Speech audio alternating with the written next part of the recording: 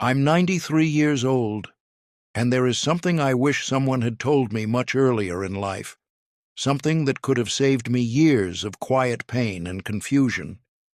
If your children start ignoring you, if the calls become rare, if the visits slowly disappear, there is one thing you must do.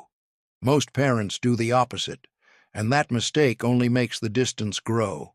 But if you understand what I'm about to tell you, you will protect your dignity, your peace of mind, and maybe even your relationship with your children.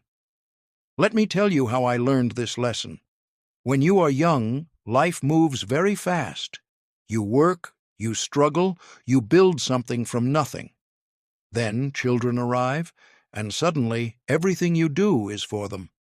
You work longer hours so they can have better clothes, better education, a better future. You worry about them when they are sick. You lose sleep when they are late coming home. You try to guide them, protect them, prepare them for the world. For decades, your life revolves around them, and you believe that one day, when you are old, all those years of love and sacrifice will come back to you in the form of closeness, respect, and time together. But life does not always work that way. Children grow up, they move away, they start their own families. Their days become filled with work, responsibilities, bills, worries. Their world becomes noisy and busy. At first, they still call often. Then the calls become shorter, then less frequent. A week passes, then two, then a month. And one day, you realize something uncomfortable. You are the one who always calls first.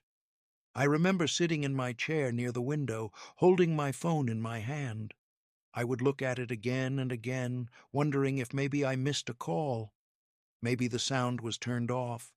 Maybe they tried to reach me while I was asleep. But the truth was simple. They hadn't called.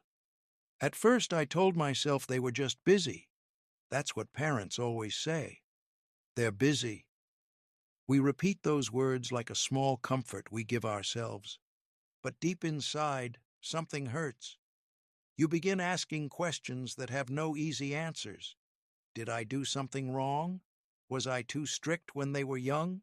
Did I say something that pushed them away? Maybe I wasn't a good father. Those thoughts can follow you for a long time.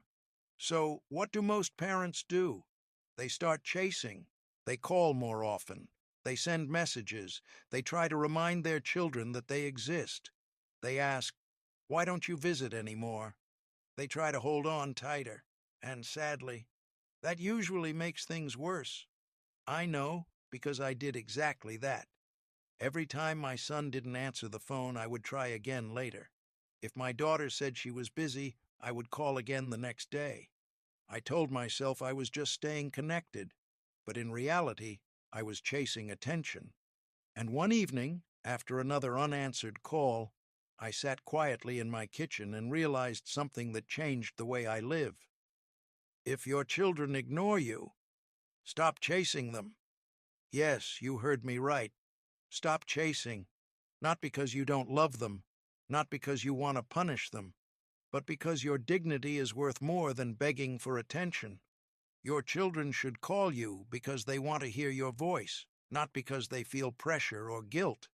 So, what should you do instead? You live your life. At first, that idea may sound strange. After all, many parents spend 40 or 50 years putting their family first.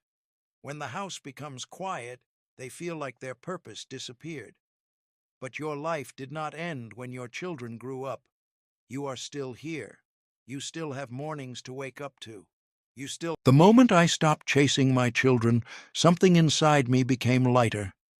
I started walking every morning, slowly at first, because at my age you don't move as quickly as you used to. I began sitting in the park, watching people pass by. Young couples arguing about small things, children laughing at nothing, old men like me feeding birds. Life was still moving, and I was still part of it. I also learned to enjoy quiet moments, a cup of tea in the afternoon, the sound of rain against the window, the warmth of sunlight on the floor. Little by little, the phone stopped controlling my mood. If it rang, I answered with a smile. If it didn't ring, I still had a good day. And something interesting happened. When I stopped chasing my children, they slowly began reaching out more often. Not every day, not every week, but more naturally, without tension. You see, people can feel pressure. Even family feels it. When someone constantly asks for attention, it can become heavy. But when someone stands strong, calm, and independent, that person becomes respected. Your children do not want to feel like they are failing you. They want to feel that you are okay, that you are strong, that you have a life. Now, there is something important I want you to understand. Stopping the chase does not mean closing your heart. When your children call, welcome them warmly. Speak with kindness. Listen to their stories. Enjoy the moment. But do not build your happiness on their schedule, because your peace should never depend on whether someone decides to pick up the phone. Another truth I learned after many years is this: children rarely understand their parents fully until they become older themselves. One day, your son may sit alone in a quiet house and remember your voice. One day, your daughter may realize how much you sacrificed for her.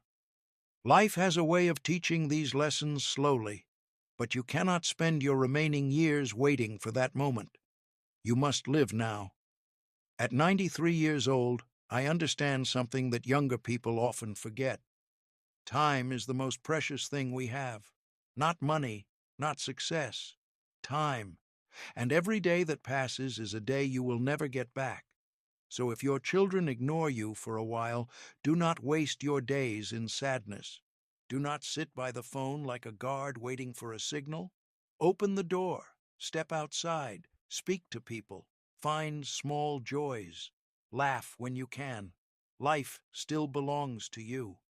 And remember this simple truth from an old man who has lived long enough to see many mistakes. The more peacefully you live your life, the more people will respect your presence in it. If your children return, welcome them. If they take longer, let them walk their path. But never lose your dignity trying to hold someone who is not ready to stay. Now, I would like to ask you something. If you are listening to my voice right now, tell me in the comments. How old are you? And what is one lesson life has taught you that you wish you knew earlier? Your words might help someone else who is feeling alone tonight. And if this story meant something to you, share it with someone who may need to hear it. Because sometimes the quiet wisdom of old age can guide someone through the hardest moments of life.